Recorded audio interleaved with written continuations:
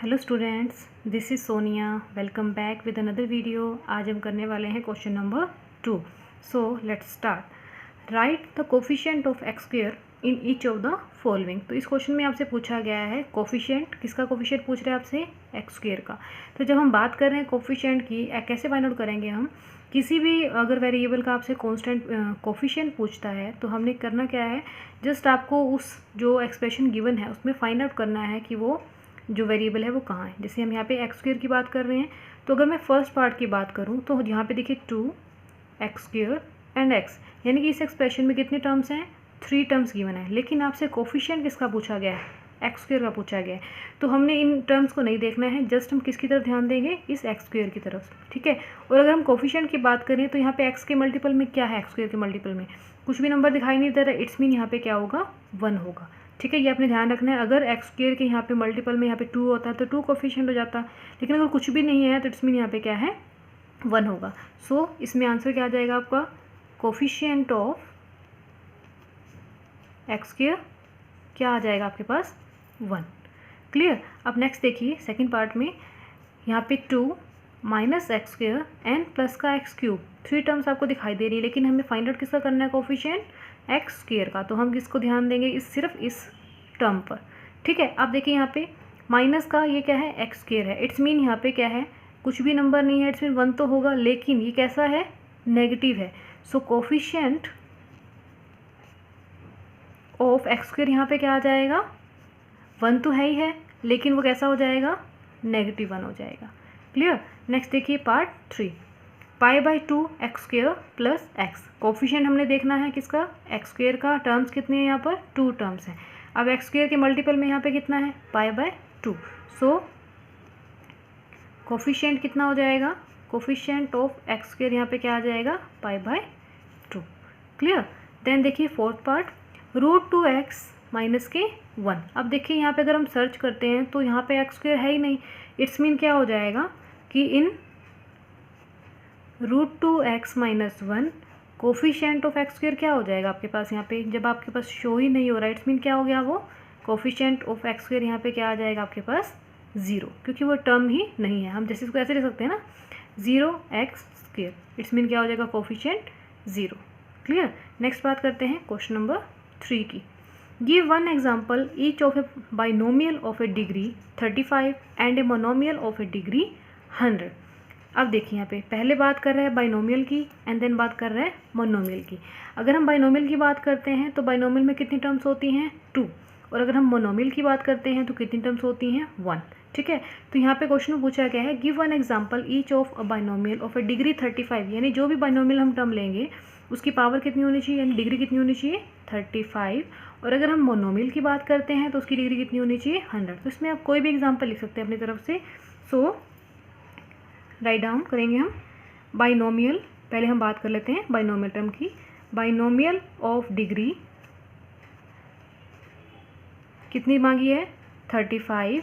कुछ भी लिख दीजिए आप, ठीक है। मे बी टेकन एज, कुछ भी लिख लेंगे तो मतलब कोई भी हमने टर्म लिखनी है। जैसे सपोज करो मैंने x लिखा, x की पावर क्या ली थी यहाँ पे? 35, ठीक है। और टर्म्स कैसी होनी चाहिए? बाइनोमियल, यानी कि 2 टर्म्स होनी चाहिए। तो ये तो 1 हो गई, प्लस में कुछ भी आप रैंडमली लिख सकते हैं, ठीक है। यहाँ पे 4x स्क्वायर लिखिए, 4x क्यूब, 4x 40, कुछ भी 40 नहीं आएगा सॉरी, क्योंकि पावर हमने 35, यानी डिग्री मैक्सिमम 35 होनी चाहिए। तो कुछ भी आप लिख सकते हैं, लेकिन उसकी जो पावर है वो 35 से कम होनी चाहिए। नेक्स्ट हम बात करते हैं मोनोमियल की, ठीक है। मोनोमियल ऑफ डिग्री कितनी होनी चाहिए? यहाँ पे 100। मे बी टेकन एज, अब देखिए मोनोमियल यानी एक ही टर्म होनी चाहिए, लेकिन डिग्री कितनी होनी चाहिए उसकी? 100। तो कुछ भी ले लीजिए, x की पावर 100 ले लीजिए, या x के मल्टीपल में कुछ भी लिख दीजिए, तो टर्म तो एक ही रहेगी ना। सो ये आपके क्या हो जाएंगे? आंसर।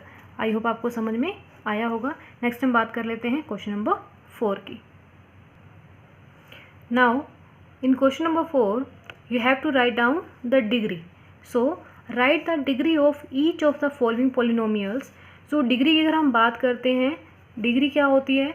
जो हमारे पास एक्सप्रेशन गिवन होगा, उस एक्सप्रेशन में जो वेरिएबल है उसकी जो जो हाईएस्ट पावर होगी, ठीक है, तो वो हमारी क्या हो जाएगी, जो हाईएस्ट एक्सपोनेंट होगा तो उसकी क्या हो जाएगी, वैल्यू आ जाएगी, जो डिग्री हो उसको हम क्या बोलेंगे, डिग्री। जैसे अगर मैं इस फर्स्ट पार्ट की बात करती हूँ, यहाँ पे लिखा है 5x³ 4x² and 7x।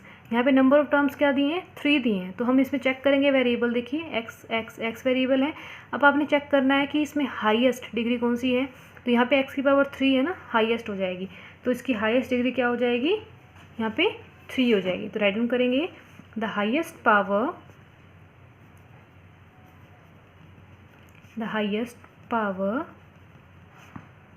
Of term किसकी है, 5x³ and it's exponents is 3। कितनी डिग्री है इसकी, पावर कितनी है, 3। So it's degree is 3। Clear.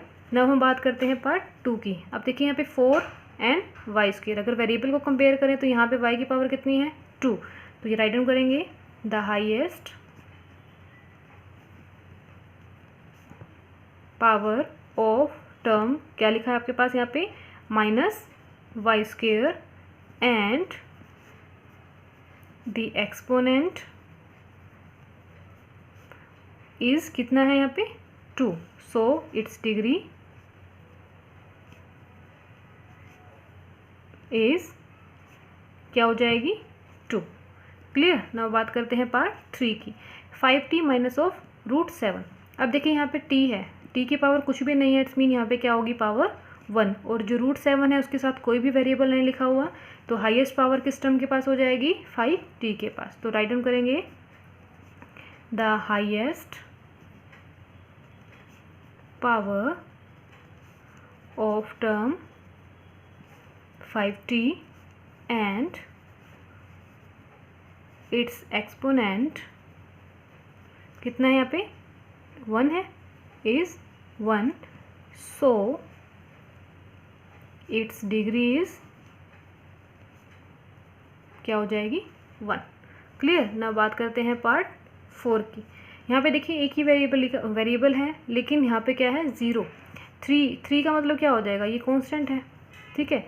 कोई भी अगर हम वेरिएबल यहाँ पे इंक्लूड करते हैं, सपोज के लिए मैंने यहाँ पे लिखा 3x की पावर 0, यानी कि जो भी हमारे पास वेरिएबल है उसकी पावर यहाँ पे कितनी है, 0 है। So the only term here is 3 which can be written as 3x power 0, and so the exponent is 0, therefore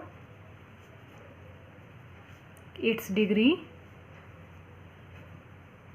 is 0। Clear. I hope आपको क्वेश्चन समझ में आ गए होंगे। सो ये हमारा क्वेश्चन यहाँ पे कंप्लीट होता है। द नेक्स्ट क्वेश्चन देखने के लिए मेरे नेक्स्ट वीडियो को जरूर देखिएगा, ताकि आपको नेक्स्ट क्वेश्चन भी अच्छे से समझ में आए। And thank you for watching my video. Thank you and bye bye for now.